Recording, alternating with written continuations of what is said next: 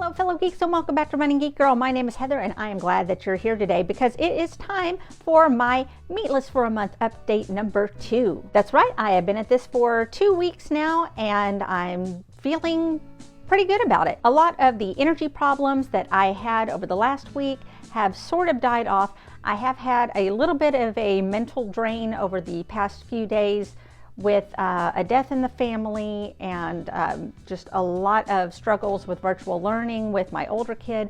And so that's kind of been an energy suck for me, but I'm still managing to kind of keep things plodding along. It's not a complete energy crash like I had last week. So I seem to be kind of getting a better balance of where everything needs to be. As far as what I have been eating, for breakfast, I have been going back and forth between one of my all-time favorite pre-run breakfasts that I usually make, and I've just been eating it a lot lately, is oatmeal with banana, peanut butter, and I use an all-natural peanut butter with no sugar, and a little bit of honey, and a sprinkle of cinnamon. It's very filling and keeps me going until lunch.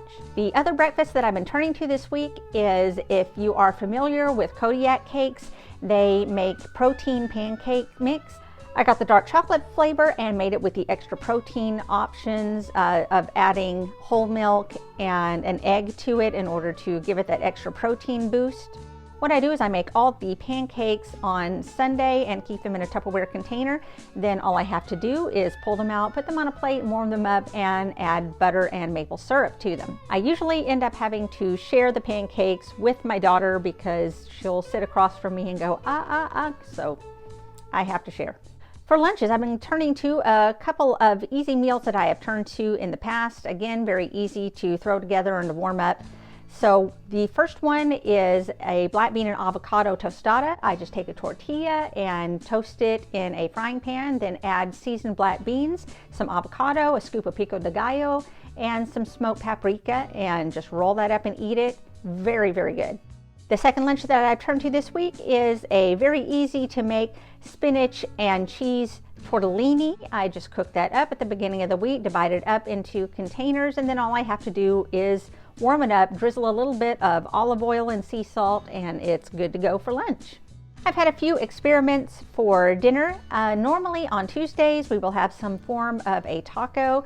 That's just kind of a normal routine meal that we have around here, switching back and forth between beef tacos and chicken tacos. You know, we'll have a different taco filling every Tuesday, but we'll just stick to tacos. And while everybody else was having chicken tacos that I made for them, I skipped putting the chicken on mine and just made them bean and vegetable burritos. And again, yummy, loved them, didn't miss the meat at all.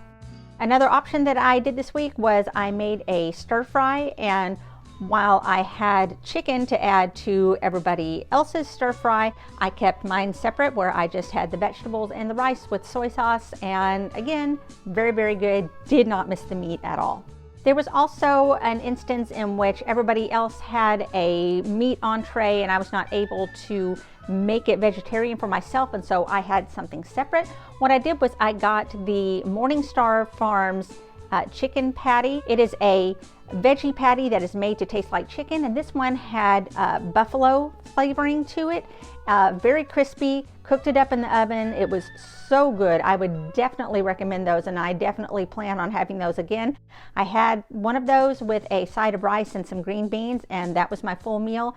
And I didn't feel like I was missing out from what everybody else was eating at all. Again, it was super good, and I would definitely get that again. There was also a time when we were going to order some pizza, and they had no problem ordering just a plain cheese pizza for me, or making a cheese pizza with other vegetables on it, which was, again, very good.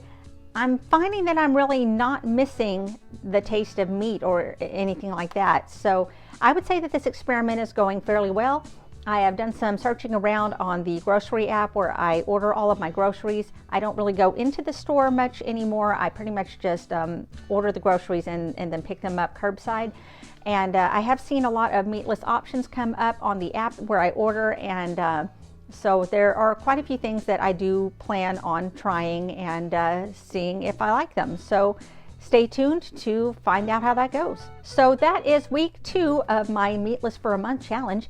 And if you have any questions, any advice, then make sure that you drop a comment down below. Or if you found this helpful, why don't you give me a big thumbs up, because it does help out the channel.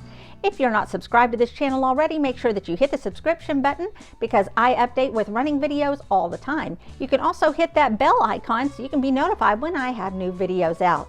You can follow me on social media. All of my links are down in the description, and you can find me across most platforms under the name Running Geek Girl. Thank you so much for stopping by. I can't wait to see you again, and I hope you're having a great week. Happy running.